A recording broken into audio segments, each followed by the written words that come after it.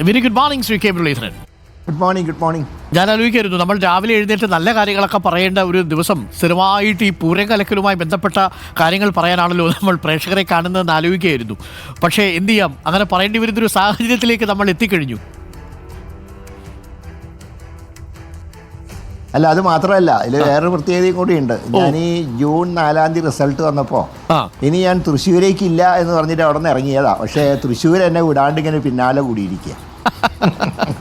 അതൊരു പ്രധാനപ്പെട്ട പോയിന്റാണ്. ഞാനത് ചോദിക്കാനിരിക്കുകയായിരുന്നു. കാരണം മാത്രമല്ല, വന്നുകൊണ്ടിരിക്കുന്ന വിവരങ്ങൾ അനുസരിച്ച് നിങ്ങളുടെയൊക്കെ പ്രതികരണങ്ങൾ വളരെ പ്രധാനപ്പെട്ടതുമാണ്. അപ്പോൾ നമുക്കാണെങ്കിലും രാവിലെ കാണുമ്പോൾ ഞങ്ങൾ രാത്രിയിൽ പ്ലാൻ ചെയ്യും.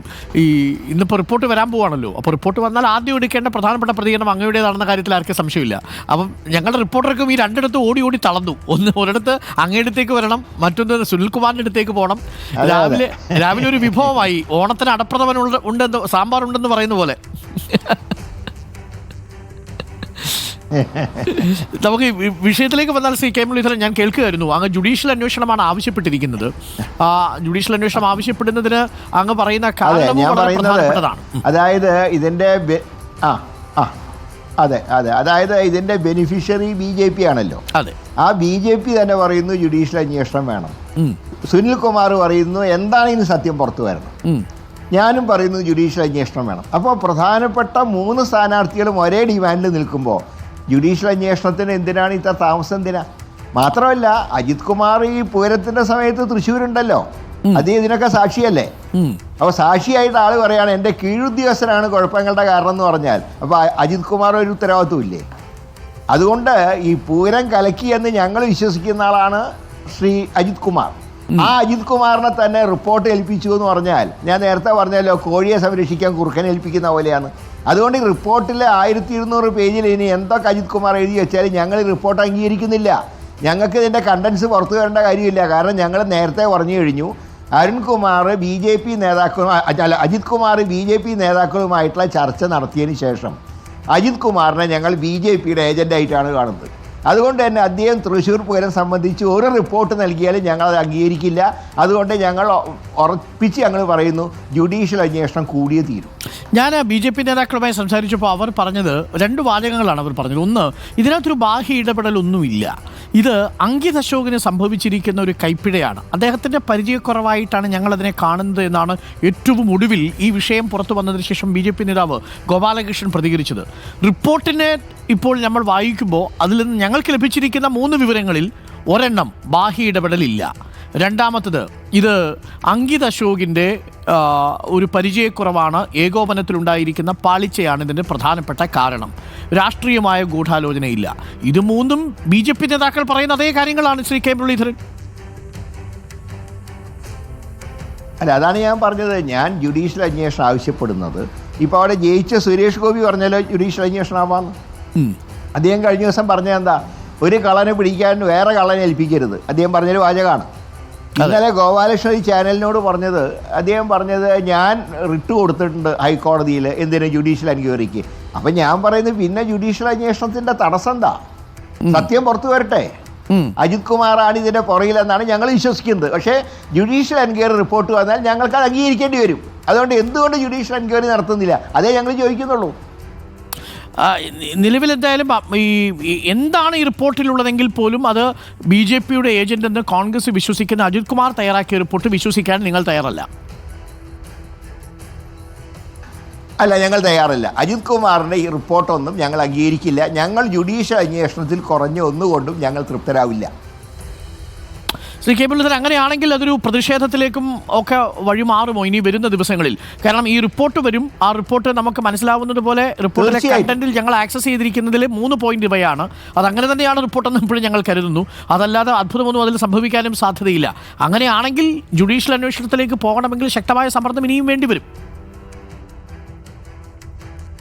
തീർച്ചയായും ഞങ്ങളിപ്പോൾ 24-ാം തീയതി പ്രാരംഭമായിട്ട് എല്ലാ നിയോജകമണ്ഡലങ്ങളിലും പൊതുസമ്മേളനങ്ങൾ ആരംഭിക്കാൻ പോവുകയാണ്. ഇനി തുടർച്ചയായിട്ട് സമരങ്ങളാണ്. ഞാൻ ഒരു കാര്യം ഉറപ്പിച്ചു പറയുന്നു, ഞങ്ങൾ പിണറായി വിജയനെ വിശേഷിപ്പിക്കുന്നത് പൂരം കലയ്ക്ക് മുഖ്യമന്ത്രി RSS ഏജൻ്റ് എന്നാണ്. ആ കാര്യത്തിൽ ഒരു സംശയവുമില്ല. ഞങ്ങൾ ഇത് വെച്ചുകൊണ്ടാണ് അടുത്ത തെരഞ്ഞെടുപ്പിലൊക്കെ ഞങ്ങൾ കേരളത്തിൽ പ്രചരണം നടത്താൻ പോകുന്നത്. വളരെ പ്രധാനപ്പെട്ട കാര്യമാണ്. ശ്രീ കെ മുരളീധരൻ, ഇന്നലെ CPIയുടെ പ്രകാശ് ബാബു എഴുതിയ ലേഖനം അങ്ങ് വായിച്ചിട്ടുണ്ടാകുമല്ലോ.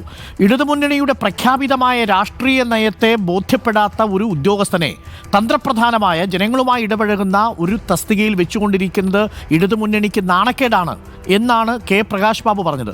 പക്ഷേ അതിന് ഇന്നലെ മുഖ്യമന്ത്രി കൊടുത്ത മറുപടി അങ്ങ് കേട്ടിട്ടുണ്ടാവും. ഉദ്യോഗസ്ഥ തലത്തിലുള്ള അന്വേഷണം നടക്കുന്നു, റിപ്പോർട്ട് കിട്ടിയാലേ നടപടി ഉണ്ടാവൂ. ഇനി ആരോപണം ഉന്നയിച്ചാലും റിപ്പോർട്ട് കിട്ടാതെ നടപടി ഉണ്ടാവില്ല എന്ന് പൂർണ്ണമായിട്ടും പറഞ്ഞിരിക്കുകയാണ്. ഇവിടെ ഇക്കാര്യത്തിലെ പ്രകാശ് ബാബുവിൻ്റെ തീരുമാനം, കാരണം അദ്ദേഹത്തിൻ്റെ പാർട്ടി മുമ്പ് CPM-നോടൊപ്പം ഉണ്ടായിരുന്ന EMS-ൻ്റെ കാലഘട്ടത്തിൽ അന്ന് M.N. ഗോവിന്ദനായർക്കും TV തോമസിനുമെതിരെ അന്വേഷണം പ്രഖ്യാപിച്ചപ്പോൾ ആ മന്ത്രിമാർ രാജിവെച്ച പാരമ്പര്യമുള്ള പാർട്ടിയാണ് CPI. ആ CPI തീർച്ചയായും പറയുന്നു ഈ ഉദ്യോഗസ്ഥനെ ഈ ലോ ആൻഡ് ഓർഡർ ചുമതലയിൽ നിന്ന് നീക്കണം എന്നാവശ്യപ്പെടുന്നു. അതെന്തുകൊണ്ട് മുഖ്യമന്ത്രി അംഗീകരിക്കുന്നില്ല? അതാണ് ഞാൻ പറഞ്ഞത്. ഇടതുമുന്നണി അറിയാതെ സ്വന്തം നിലയ്ക്ക് ചില ഓപ്പറേഷനുകൾ പിണറായി വിജയൻ നടത്തിയിട്ടുണ്ട്, പൂരം കലക്കൽ ഉൾപ്പെടെ. അതിൻ്റെ ഭാഗമായിട്ടാണ് അജിത് കുമാറിനെ ഇപ്പോൾ സംരക്ഷിച്ചുകൊണ്ടിരിക്കുന്നത്. അതിൻ്റെ ഭാഗമായിട്ടാണ് P. ശശിയെ സംരക്ഷിച്ചുകൊണ്ടിരിക്കുന്നത്. അതുകൊണ്ട് ഈ രണ്ട് പേർക്കെതിരായി പിണറായി നടപടി സ്വീകരിക്കാൻ അദ്ദേഹത്തിന് കഴിയില്ല. സ്വീകരിച്ചാലോ അദ്ദേഹത്തിന് സ്ഥാനം ഒഴിയേണ്ടി വരും. അതാണ് യാഥാർത്ഥ്യം. അതുകൊണ്ട് ഈ രണ്ട് പേരെയും സംരക്ഷിക്കുക, അതാണ് പിണറായിയുടെ നയം. അതിനുവേണ്ടി അൻവർ പോയാലും കുഴപ്പമില്ല, നാളെ CPI പോയാലും കുഴപ്പമില്ല, KT ജലീൽ പോയാലും കുഴപ്പമില്ല. ആ അവസ്ഥയിൽ എത്തി നിൽക്കുകയാണ് കേരളത്തിൻ്റെ മുഖ്യമന്ത്രി. പക്ഷേ CPIയുടെ അവസ്ഥ എന്താണെന്നാണ് അങ്ങ് കരുതുന്നത്? CPI തുടക്കം മുതൽ ആവശ്യപ്പെടുന്ന ഒരു കാര്യം, ഈ ക്രമസമാധാന ചുമതലയിൽ നിന്ന് ADGP മാറ്റി നിർത്തണം, RSS നേതാക്കളുമായി കൂടിക്കാഴ്ച നടത്തിയത് അത് പുറത്തറിയണം, വിശദീകരിക്കണം. 16 മാസമായി ആ വിവരം അറിഞ്ഞിട്ടും മുഖ്യമന്ത്രിയുടെ ഓഫീസ് നടപടിയെടുക്കാതിരുന്നതിലുള്ള അതൃപ്തി, ഇതൊക്കെ ഇടതുമുന്നണി യോഗത്തിൽ അറിയിക്കുന്നു. എന്നിട്ട് പ്രയോജനമില്ലാത്തതുകൊണ്ട് ഞങ്ങളടക്കമുള്ള മാധ്യമങ്ങളോട് പറയുന്നു. ദേശീയ എക്സിക്യൂട്ടീവ് അംഗം ജനയുഗത്തിൽ തന്നെ ലേഖനം എഴുതുന്നു. വളരെ വ്യക്തമായ ആ ലേഖനത്തിൽ പറയുന്നു, ഒരു നിമിഷം പോലും അദ്ദേഹത്തെ അവിടെ തുടരാൻ അനുവദിക്കരുത്, വൈകിയെത്തുന്ന നീതി നിഷേധിക്കപ്പെടുന്ന നീതിയാണ് എന്ന് പോലും പറഞ്ഞിട്ട് മുഖ്യമന്ത്രി അത് തള്ളുകയാണെങ്കിൽ CPI നിലപാട് പുനഃപരിശോധിക്കേണ്ടതില്ല. മന്ത്രിമാർ യഥാർത്ഥത്തിൽ ഒരു നിലപാടെടുക്കേണ്ട സമയമായോ ശ്രീ കെ മുരളീധരൻ? CPIയുടെ നിലപാടെടുക്കേണ്ട സമയം അതിക്രമിച്ചു കഴിഞ്ഞല്ലോ. കാരണം CPI എന്ന് പറഞ്ഞാൽ ഇന്ത്യ മുന്നണിയിലെ ഘടകകക്ഷിയാണ്, ഇന്ത്യ മുന്നണിയുടെ എക്സിക്യൂട്ടീവ് അംഗമാണ്. അങ്ങനെയുള്ളൊരു പാർട്ടി എന്തിനാ ഇന്ത്യ മുന്നണി രൂപീകരിച്ചെന്തിനാ? BJPയെ നേരിടാൻ, RSSനെ നേരിടാൻ, മോഡിയെ നേരിടാൻ. അങ്ങനെ ഒരു വിശാലമായ മുന്നണിയുടെ എക്സിക്യൂട്ടീവ് ഉള്ളൊരു പാർട്ടി കേരളത്തിൽ അവർ ഭരിക്കുന്ന സംസ്ഥാനത്ത് RSS നേതാക്കളുമായി ഒരു IPSകാരൻ കൂടിക്കാഴ്ച നടത്തി. അതുകൊണ്ട് ആ ഉദ്യോഗസ്ഥനെ സ്ഥാനത്ത് നിന്ന് മാറ്റി നിർത്തണമെന്ന് ആവശ്യപ്പെട്ടിട്ട് അത് പിണറായി വിജയൻ തള്ളിക്കളഞ്ഞു. ഇനി CPIക്ക് ഒന്നുകിൽ രണ്ട് കാര്യങ്ങൾ ചെയ്യാം. ഒന്നുകിൽ ഇതിനെതിരെ ശക്തമായിട്ടുള്ള നിലപാട് സ്വീകരിച്ച് പുറത്തു വരിക, അല്ലെങ്കിൽ എല്ലാം സഹിച്ച് ഇനിയും ഉണ്ടാതിരിക്കുക. ഇത് ഏത് മാർഗ്ഗമാണ് സ്വീകരിക്കേണ്ടതെന്ന് അവരാണ് തീരുമാനിക്കേണ്ടത്. വളരെ പ്രധാനപ്പെട്ട കാര്യമാണ്. ഒരു കാര്യം കൂടി, ഇപ്പോൾ ഈ PV അൻവറിൻ്റെ അവസ്ഥയെ താങ്കൾ എങ്ങനെ വിശേഷിപ്പിക്കുക? PV അൻവറിന് കോൺഗ്രസ് പശ്ചാത്തലമാണെന്ന് പറഞ്ഞതിലോടുകൂടി PV അൻവറിനെ പിണറായി വിജയൻ തൻ്റെ ഗുഡ് ബുക്കിൽ നിന്ന് ഇന്നലെ വെട്ടിയിരിക്കുന്നു. മാത്രവുമല്ല, വളരെ സംശയകരമായ, ഒരുപക്ഷെ നമുക്ക് പലതരത്തിൽ വ്യാഖ്യാനങ്ങൾ ഉണ്ടാക്കാൻ കഴിയാവുന്ന ഒരു സൂചന ഇന്നലെ മുഖ്യമന്ത്രി നൽകിയിട്ടുണ്ട്. അതായത് ഈ സ്വർണ്ണത്തട്ടിപ്പുകാരുമായും കടത്തുകാരുമായും ബന്ധപ്പെട്ടവർക്കാണ് ഇതിൻ്റെ ഗുണം ലഭിക്കുക. ഇതുമായി ബന്ധപ്പെട്ട പോലീസിൻ്റെ ആത്മവീര്യം കെടുത്തുന്നത് സ്വർണ്ണക്കടത്തുകാരെ സഹായിക്കാനാണ് എന്ന് പിണറായി വിജയൻ PV അൻവറിനെ ചൂണ്ടിക്കാണിച്ച് അവിടെ നിർത്തുകയാണ്. എന്ന് പറഞ്ഞാൽ സ്വർണ്ണക്കടത്തുമായി PV അൻവറിന് ബന്ധമുണ്ടെന്ന പരോക്ഷ സൂചനയാണ് മുഖ്യമന്ത്രി നൽകുന്നത്. ഇനി PV അൻവറിൻ്റെ അവസ്ഥ എന്തായിരിക്കും? ഞാൻ പറയുന്നത് പിണറായി വിജയന് ശക്തമായിട്ടുള്ള വാണിംഗ് കൊടുത്തു കഴിഞ്ഞു. ഇനി അജിത് കുമാറിനെയോ ശശിയെയോ തൊടാൻ പോയാൽ താൻ ജയിലിലായിരിക്കുന്നതാണ് ഇന്നലെ പറഞ്ഞതിൻ്റെ അർത്ഥം. എന്താ വേണ്ടതെന്നുള്ള കാര്യം അൻവറാ തീരുമാനിക്കേണ്ടത്. അതിന് ഞങ്ങൾക്കൊന്നും ചെയ്യാനില്ല. Okay, thank you Shri K Muraleedharan. വളരെ വ്യക്തമാണ്. നമുക്ക് കാത്തിരിക്കാം. ഏതായാലും ഇന്നത്തോടുകൂടി ആ റിപ്പോർട്ടിൻ്റെ സമഗ്ര രൂപം നമുക്ക് കിട്ടും. നമുക്ക് വിശാലമായി അത് ചർച്ച ചെയ്യേണ്ടതുണ്ട്. അങ്ങ് പറയുന്നത് പോലെ അതൊരു സാധാരണ പോലീസ് അന്വേഷണത്തിൽ നിൽക്കുന്ന വിഷയമല്ല. എല്ലാവർക്കും ജുഡീഷ്യൽ അന്വേഷണമാണ് വേണ്ടതെങ്കിൽ പിന്നെ മുഖ്യമന്ത്രി അത് അനുവദിച്ചു കൊടുത്താൽ എന്താണെന്ന ചോദ്യം വളരെ പ്രസക്തവുമാണ്. Thank you Shri K Muraleedharan. നമുക്കൊപ്പം രാവിലെ ചേർന്നതിൽ ജുഡീഷ്യൽ അന്വേഷണം ആവശ്യപ്പെടുകയാണ് ശ്രീ കെ മുരളീധരൻ. അതിന് അദ്ദേഹം പറയുന്ന കാരണങ്ങൾ 3 പാർട്ടിക്കാർക്കും നിലവിലത്തെ അന്വേഷണത്തിൽ തൃപ്തിയില്ല എന്ന് ബോധ്യപ്പെടുത്തിയാൽ മൂന്ന് സ്ഥാനാർത്ഥികൾക്കും ജുഡീഷ്യൽ അന്വേഷണം വേണമെന്ന ആവശ്യമുണ്ടെങ്കിൽ പിന്നെ എന്തുകൊണ്ടത് ചെയ്തുകൂടാ എന്നതാണ് പ്രസക്തമായ ചോദ്യം. BJPയുടെ ഏജന്റ് എന്ന് പ്രതിപക്ഷം കരുതുന്ന ADGPയുടെ അജിത് കുമാറിൻ്റെ റിപ്പോർട്ട് ഒരു കാരണവശാലും അംഗീകരിക്കില്ല. തുടർ സമരങ്ങളും പ്രക്ഷോഭങ്ങളുമായിരിക്കും. അടുത്ത തെരഞ്ഞെടുപ്പിനെ നേരിടാൻ പോകുന്നതിൻ്റെ നരേറ്റീവ് എന്താണെന്നും കെ മുരളീധരൻ നമ്മളോട് പങ്കുവയ്ക്കുന്നു.